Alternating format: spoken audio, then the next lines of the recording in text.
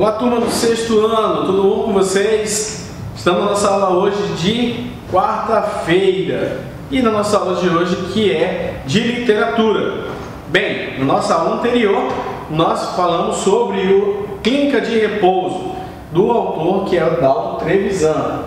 Hoje na nossa aula eu vou falar sobre os músculos, não é somente os músculos do braço, fazer que nem o Hulk. Não, um músculo bem diferente que você vai ver, que é essa história que vem de Inácio Loyola Brandão. Está lá na página 36, vai até a página 41. Então você pega aí o seu livro, leia junto comigo. Vamos lá? Vamos seguir junto nessa leitura? Vamos lá! E aí, só para você não esquecer, o nosso livro. Você que ainda não tem o livro, por favor, pegue o seu livro na escola. Vamos lá. História de Os Músculos de Inácio de Loyola Brandão. Vamos lá, os músculos. Os fatos. Todos os domingos, pela manhã, enquanto os homens se reuniam no bar da esquina ou iam pela várzea, ele ficava no quintal, remexendo a terra. O quintal media 4 metros quadrados, o máximo que a administração do conjunto residencial fornecia. Ali, ele tinha alface, beterraba e couve. Naquela manhã, ao passar, o rastelo sentiu uma coisa prendendo os dentes da ferramenta. Forçou, era resistente. Abaixou-se e notou fios prateados que saíam da terra. Era arame novo. Quando tinha revirado a terra para adubar, tinha cavado fundo sem encontrar nada. Além disso, arame velho estaria enferrujado. Tentou puxar o fio, estava bem preso. Buscou um alicate, conseguiu pouca coisa. Cavou. O arame penetrava a terra a alguns metros. Cavou mais. Como é que tinham feito uma coisa dessas? Da noite para o dia, preocupado com a horta, parou a pesquisa. Regou um pouco as sementes, pensando se o arame não ia prejudicar a germinação. No dia seguinte, levantou-se bem cedo para observar. O arame tinha crescido. Nos 3 canteiros havia brotos de 10 centímetros de altura. Um araminho espigado, vivo, forte. Teria sido um pacote errado de sementes? Não, era loucura. Semente de arame? À noite, o arame parecia estacionado. Também no dia seguinte. As semanas se passaram. As sementes de verdura não germinaram. Só o arame cresceu, espalhou. Havia brotos pelo quintal inteiro. A mulher reclamava. Não podia estender as roupas no varal. Os arames espetavam. Numa casa de semente, ele pediu um técnico. Demorou meses. Quando o técnico apareceu, o arame estava alto. Os arbustos se enrolavam uns nos outros. O técnico nunca mais foi visto, nunca tinha visto nada igual. Aconselhou que o homem plantasse varetas junto a cada pé, senão a colheita ia ser difícil. Mas quem é que quer colher arame? Disse o homem. Eu quero acabar com ele. Para isso, não temos veneno. Garantiu o técnico. Podemos matar saúvas, broca, pulgão, 1000 tipos de larvas, mas arame, não. Disse ele, anotando numa caderneta preta. Arame, não. O senhor vai ter que colher. Eu gostaria de saber como foi a safra. O arame se enrolou nas varetas e no fim de 2 meses, o homem pôde colher rolos e rolos de um tipo especial de aço inoxidável. Vai ter boa saída no mercado, disseram os amigos. Ele amontoou a safra num canto da sala, a mulher reclamando, principalmente quando ele não conseguiu vender nada, apesar de ter corrido tantas vezes. 1 mês depois, o arame crescia outra vez no quintal. Veio outra safra. Amontoada na sala, a mulher ameaçava. Joga tudo isso fora. não jogou, as safras se amontoaram. O arame era fértil, produzia mensalmente, a casa se encheu. Na casa pequena, 50 metros quadrados, o máximo permitido, não havia lugar para estoque. O homem passou a distribuir pelo bairro à tarde, quando largava o serviço. Estendeu a distribuição toda a cidade, de porta em porta, ofereceu pelos jornais, fazendeiros mandavam buscar. Centenas de caminhões congestionavam a rua. O bairro não suportava, fazia abaixo-assinados. As prefeituras aceitaram para cercar os municípios. O governo do estado de Minas, o governo do estado também e o governo federal consumiram a safra de meses. Até que chegou o dia em que o país estava bem cercado. Cerca de 18 fios impenetráveis. As casas vendedoras de arame reclamaram. Abriram processos. Em seguida, vieram os fiscais da prefeitura com notas e notificações. Os impostos, disto e daquilo. O Ministério da Fazenda falando em saturação do mercado, exportação, baixa do preço mundial. No quintal, o arame crescia, se enrolava. Os lixeiros se recusavam a levar os rolos. Não havia onde colocar. A prefeitura proibiu a fabricação. Ele disse que não podia, que o arame crescia sozinho. Os fiscais riram, nem quiseram ver. Nada cresce sozinho. Começaram a aplicar multas e multas. Multas por fabricação ilegal, por falta de registros, por venda sem nota. As casas no ramo, as boas, ganharam nos tribunais. Ele fazia concorrência desleal, devia pagar indenizações, notificações para cessar a produção. O preço do arame caiu a zero no mercado. O homem saía à noite, sozinho, para jogar o arame pelos terrenos baldios, nos bairros mais distantes. A mulher nem queria saber, queria o quintal de volta. O homem parou de colher o arame. Ele cresceu, se enroscou todo, caiu para o lado do vizinho, cresceu por todo lado, pegando nos muros e paredes das outras casas. Os vizinhos reclamaram. O arame estragava as paredes. Era preciso intervenção da polícia. Ele cortou o arame, chamou benzendeiras. 2 semanas depois, o arame crescia viçoso. Crescia por baixo da casa, subia como trepadeira, aparecia na calçada, rachava o asfalto. Certa manhã, ao sair para o quintal, o homem compreendeu. Com um cabo de vassoura forçou a passagem. Foi penetrando através dos fios de arame. Eles cediam facilmente, eram novos ainda. E o homem se deixou envolver pela floresta de fios, andando cada vez mais para o meio, até um ponto em que era impossível voltar. Estava perdido e contente. Ali não o encontrariam. Os outros teriam medo de penetrar naquela floresta, onde à tarde o calor era sufocante, mas a noite era fresca e agradável. Também não morreria de fome. Logo, no primeiro dia, descobriu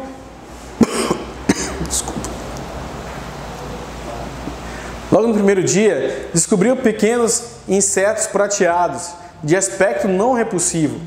Verificou também que os brotos novos de arame eram macios e delgados.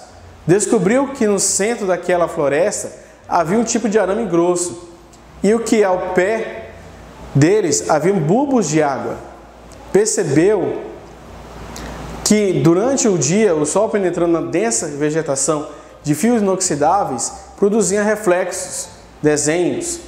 O vento, agitando os arames, roçando uns nos outros, produzia sons e formas que distraíam Danilo da longa viagem que começava.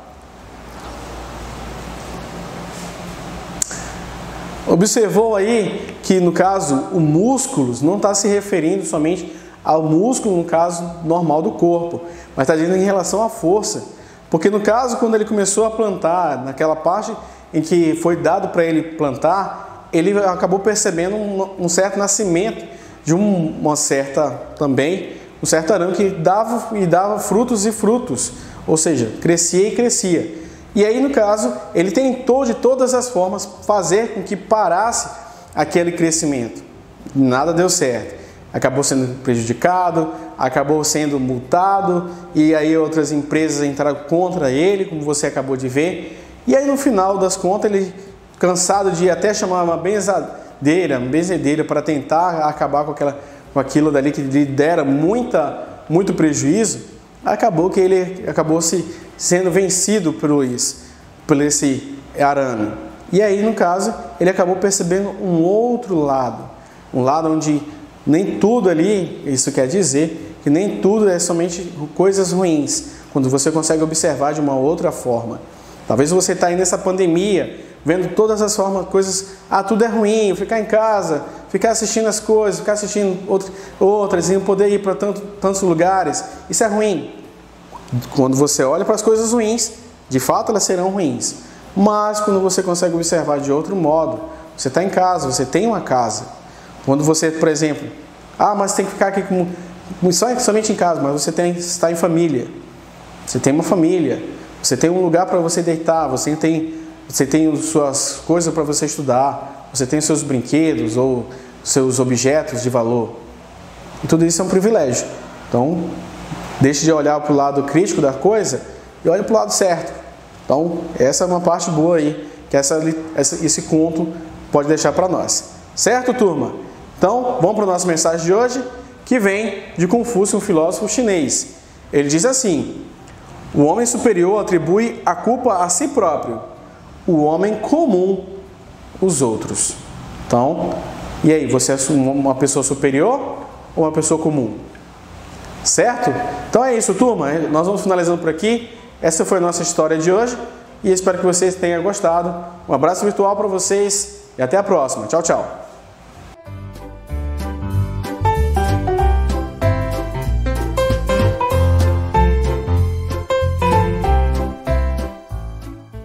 Voltamos, sexto ano, voltamos agora com a nossa aula de História. Bom, na nossa aula de História de hoje, nós vamos dar prosseguimento ao nosso assunto, falando aí sobre os árabes, agora na página 38 a 47, ok? Vamos lá então ao nosso conteúdo, né? O que a gente viu primeiramente na nossa última aula de História? A gente falou um pouquinho sobre a característica desses povos, falamos da religião. Vocês lembram que a gente falou da religião? Sobre, Mohammed, Maomé, Nós falamos que a cultura deles era uma cultura que existia com vários deuses, era uma cultura politeísta, mas Maomé, ele pregava a cultura do Deus único. Então, ele era como se fosse um líder e um enviado, do Deus único para fazer as pregações e converter outras pessoas.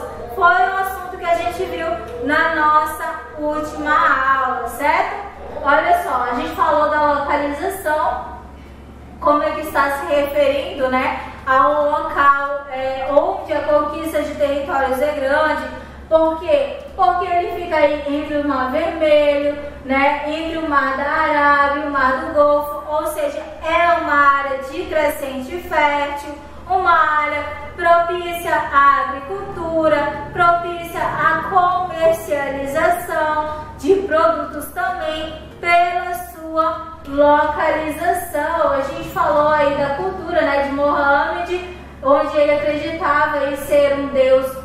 Por isso passou a pregar aí a nova crença, aos baduínos, convidando-os a abandonar os seus deuses e a servir ao Deus único, Alá, como sendo o único Deus. Falamos aí a questão do islamismo. O que é o islamismo, Ele vai se referir ao quê? Profissão de fé, que é reconhecer o Alá como o único Deus, e Mohammed de como seu profeta, prece espiritual, orar 5 vezes ao dia em direção a Meca, jejum de Ramadã, jejuar durante o mês de Ramadã, que é o nono do calendário muçulmano, considerado o mês da revelação. Prega também a caridade, que é doar parte da riqueza a muçulmanos que estejam com dificuldade, e também a peregrinação, que é viajar até Meca pelo menos uma vez na vida e dar 7 voltas em torno de Kaaba, onde se encontra a Pedra Negra. Então olha só que interessante, né?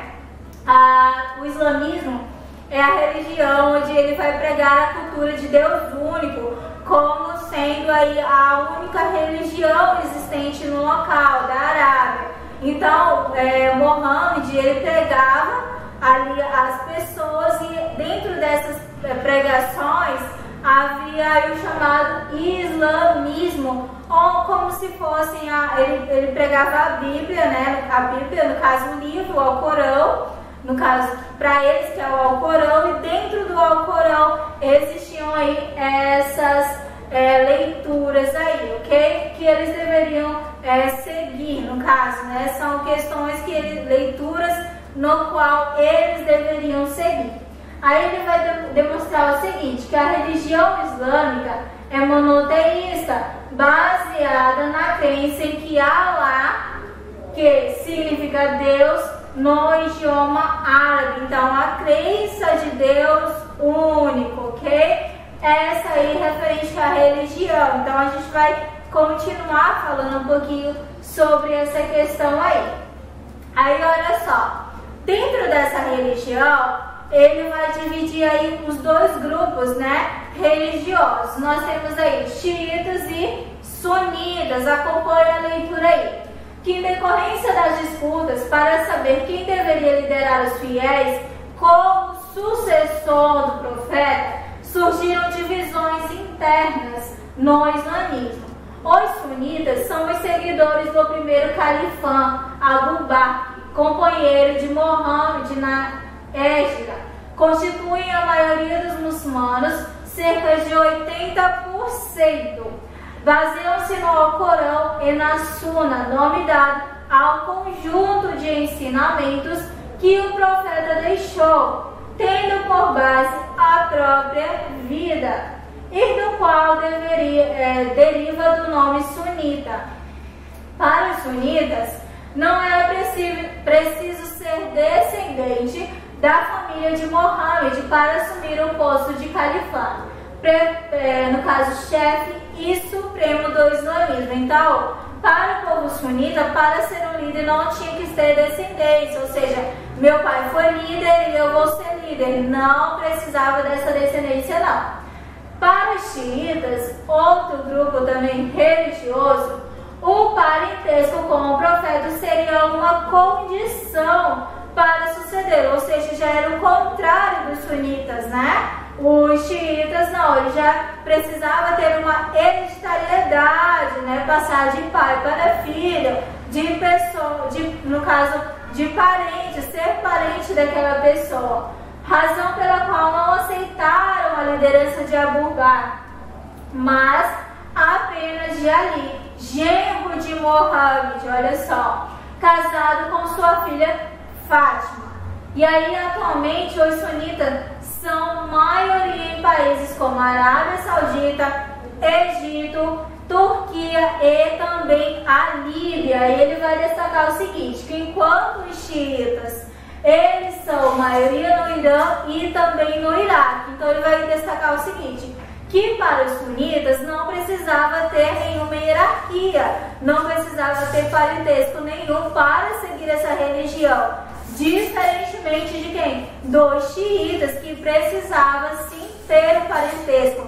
Então vocês observam aí que a questão da própria religião, né, da religião politeísta, da religião Deus único, seguidor, o Alcorão, era preciso regras, era preciso você seguir um conceito. Então é isso aí que ele vai destacar na religião da Arábia, certinho?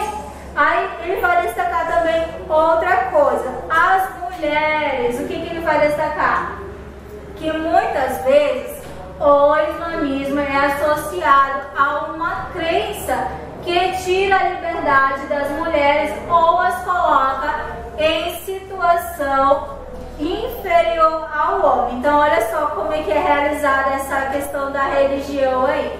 Tal condição ela não vai aparecer no Alcorão, mas ela foi o que? Prestada a essas pessoas, a esses líderes religiosos. Colocavam as mulheres inferior aos homens e também elas não poderiam frequentar outras coisas.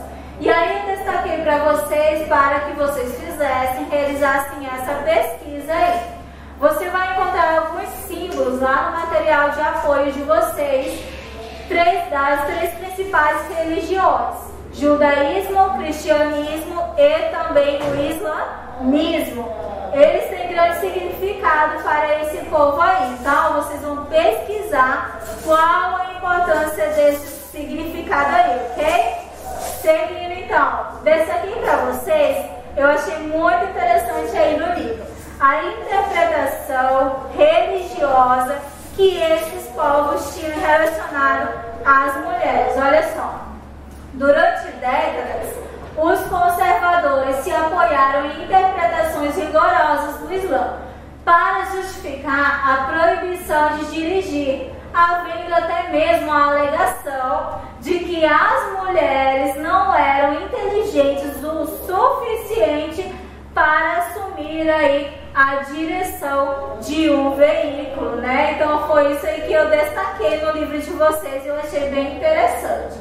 Na atualidade, a participação das mulheres islâmicas, elas vem aumentando em diversos setores da sociedade. Então a religião, ela impunha algumas regras, algumas questões para a sociedade islâmica, ok, gente? E aí ele vai também destacar referente à política e à economia. O que ele vai destacar aí sobre a política e a economia? Que, no caso, os califas, né, os povos seguidores de Mohammed, eles passaram a difundir o Islã, dominando toda a Arábia. Então, dentro dessa parte da Arábia, qual era a base econômica que eles tinham aí? Unificados em um estado, eles tinham uma poderosa força militar. Por essa razão, em pouco tempo, conquistaram Jerusalém, a Síria e a Pérsia também. O Egito, o norte da África e a região da crescente fértil. Então, olha só, a localização deles favorecia bastante o comércio e a agricultura também, ok? Então, esses povos aqui foram os povos que, no caso, localizavam ali próximo àquela região, né, que favoreceram toda aquela religião. E aí eu destaquei que a expansão do Islã favoreceu aí diversas formas de organização. Quando os muçulmanos chegaram à península, cerca aí de 711, no período de 711, eles utilizaram a política de tolerância religiosa, como aquela que a gente viu relacionada às mulheres, convivendo aí pacificamente por muito tempo. Então, outros grupos religiosos de outros locais, eles também eram favoráveis à religião de Mohammed, então eles conviviam pacificamente, ok? Contribuíam para diversas áreas, como a ciência, medicina, física, química, filosofia e também várias outras áreas que nós temos atualmente. Então, esses daí foram alguns destaques sobre a Arábia que nós vimos aí. Não deixem de fazer a leitura, tá bom? Como aí prática para casa, páginas 48 e 49 do livro de história de vocês, tá bom? Vou deixar essa mensagem também. Você nunca sai perdendo quando ganha conhecimento. A mensagem aí que eu vou deixar para vocês. Por hoje só, um beijo sexto ano e até a próxima aula.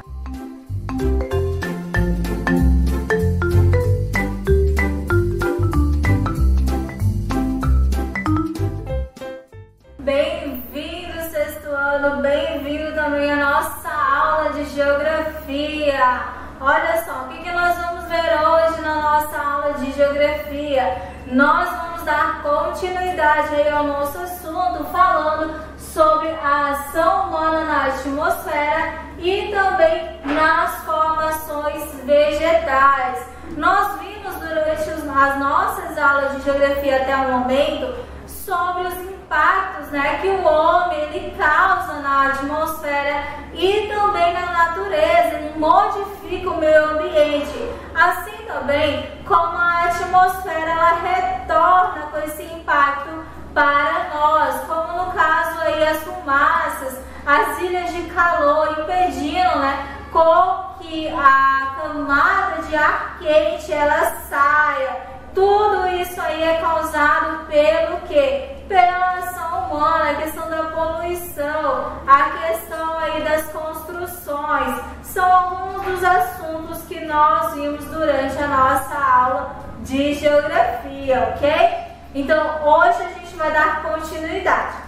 Antes disso, o que nós vamos fazer? A correção da página 53 do livro de geografia. Havia passado para vocês aí, ok?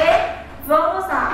Na primeira questão, ele vai se referir ao seguinte, que a poluição atmosférica é responsável por diversos fenômenos que podem causar graves consequências para a natureza e os seres vivos. Associa esse fenômeno aos seus respectivos efeitos. Então, olha aí, ilhas de calor, né? Aumento do efeito estufa, destruição da camada de ozônio, chuva ácida, inversão térmica. Então, nós temos aí a primeira lá, diminui a capacidade da atmosfera de absorver e filtrar radiação ultravioleta. Isso faz com que a superfície terrestre receba maiores quantidades de raios que são nocivos à saúde. O que se refere a isso aí? Que efeito, né? Que fenômeno aí está associado a isso daí? É a destruição da camada de ozônio. Então faz com que a capacidade da atmosfera de absorver e filtrar radiação ultravioleta diminua, né? Então isso faz com que a superfície terrestre receba maior quantidade de calor, né? De raios solares, ok? Na segunda, a retenção de mais calor na atmosfera tem feito as temperaturas médias do planeta aumentarem, o que pode resultar em desequilíbrio climático. O que se refere isso daí? Se refere ao aumento do efeito estufa, ok? Aumento do efeito estufa. Na próxima questão lá, o que ele vai se referir, né? Na nossa próxima questão, vamos lá. Mais comum no inverno, quando ocorre um bloqueio à circulação da atmosfera e o acúmulo de poluentes no ar provoca efeitos nocivos para a saúde humana, como doenças respiratórias. Ele está se referindo a quê, meus queridos? Ele está se referindo à inversão térmica, certo? Na penúltima questão, fenômeno característico dos meios urbanos, onde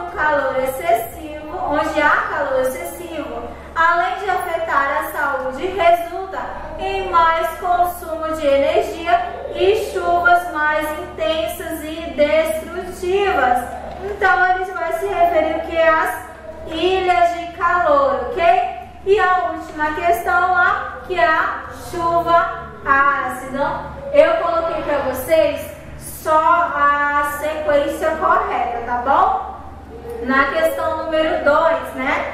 Representando o gráfico lá. vocês vão analisar o gráfico e responder as questões em verdadeiro ou falso. E aí vou deixar para vocês também só a sequência, que é verdadeiro, verdadeiro, falso, falso e verdadeiro. E aí, na questão falsa, né, nas questões falsas, ele se vai se referir ao seguinte, que o traço preto ele vai indicar uma ferramenta estatística denominada Lois-Schumann, que tem no caso o intuito, né, de suavizar os dados gráficos a fim de facilitar seu ajuste e a previsão de tendências.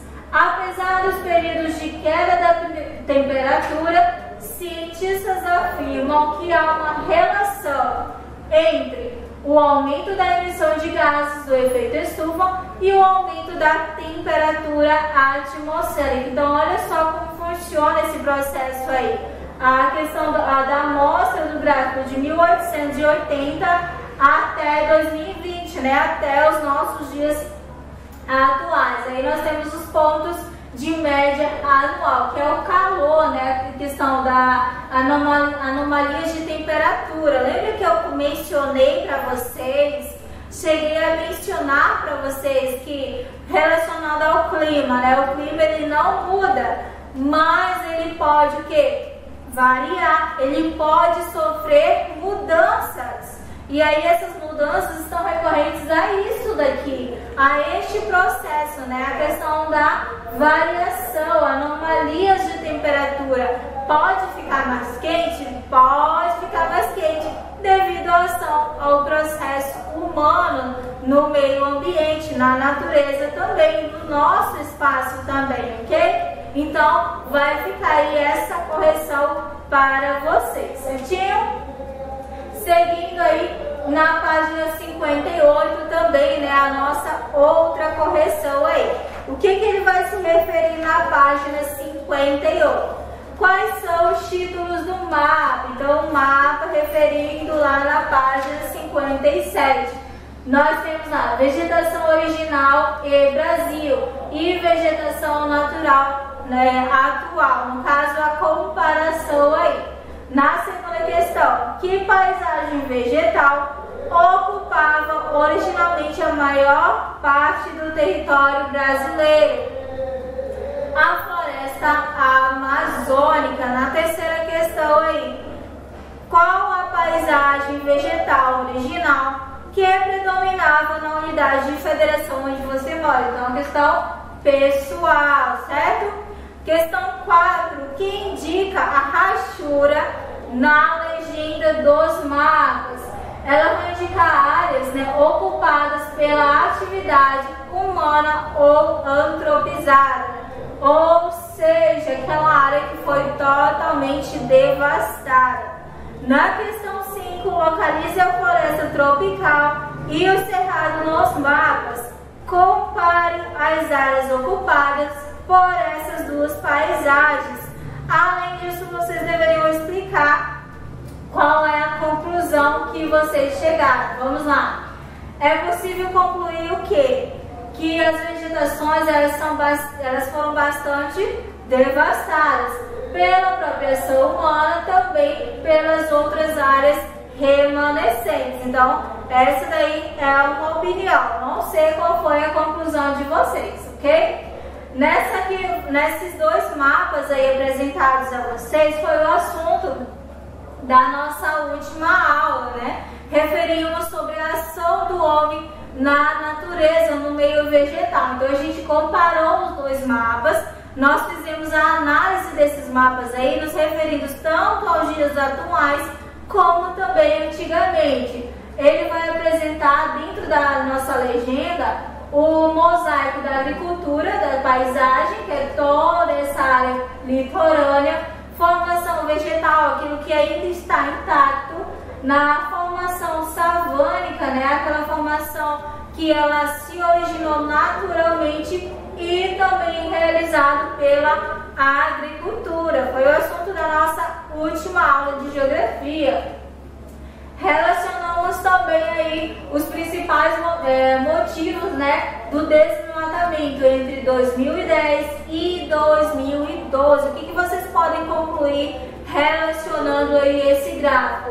Que 68% do espaço está ocupado pela agricultura e que também o restante desse espaço é ocupado pela expansão das pastagens e também pela expansão da silvicultura. Então, para outros meios aí, para a gente conhecer como que se relaciona essas paisagens, estão dentro deste gráfico aí, ok?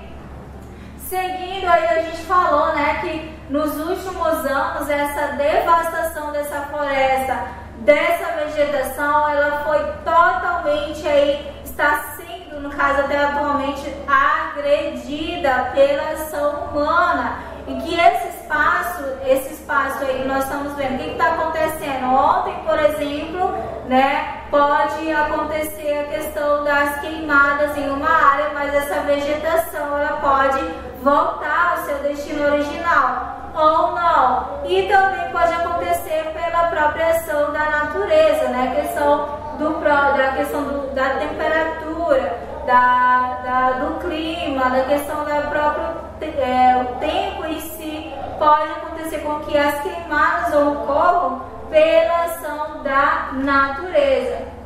Então, olha só, dentro dessa leitura, tem no livro de vocês, ele vai destacar o seguinte, que nessas condições, a extensão de florestas brasileiras corresponde atualmente entre 30% e 40% da superfície no país. Nos últimos anos, tem havido aí tentativas de reflorestar as áreas da antiga Mata Atlântica com o objetivo de recompor a natureza danificada. Então, provavelmente, essa natureza danificada foi ocasionada pela ação humana, no qual não pode, aí, muitas vezes já perde toda a sua, no caso, os seus nutrientes e aí não consegue voltar. Se houver tratamento dessa vegetação, legal, pode até voltar, mas se não houver, será bem difícil aí, ok? Seguindo aí, né, o olhar geográfico que tem no livro de vocês, ele vai falar o seguinte, que apesar da preocupação com a natureza ter ocupado um lugar de destaque no cenário nacional e mundial, ainda há um longo caminho a ser percorrido para a manutenção de um adequado equilíbrio socioambiental.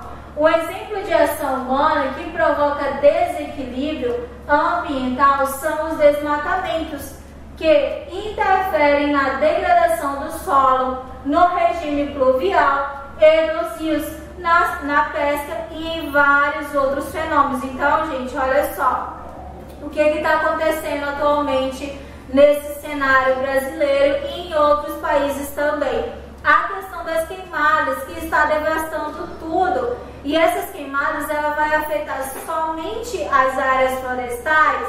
Não, ela vai afetar todo o nosso espaço em volta, seja a fauna, a flora, mas também os outros setores econômicos, como por exemplo, né, a economia, o turismo e vários outros locais, ok? Então é isso daí que ele vai destacar no livro de vocês. Por isso eu pedi para que vocês fizessem a leitura deste capítulo e comparassem, observassem ao redor de vocês, né? O que está acontecendo aí ao redor de vocês, tá bom? Na próxima aula a gente vai comentar um pouquinho mais sobre esse assunto. Finalizando o nosso conteúdo, para casa vai ficar as páginas 58, 60 e 61 do livro de Geografia, ok? Por hoje é só, muito obrigada e até a próxima aula.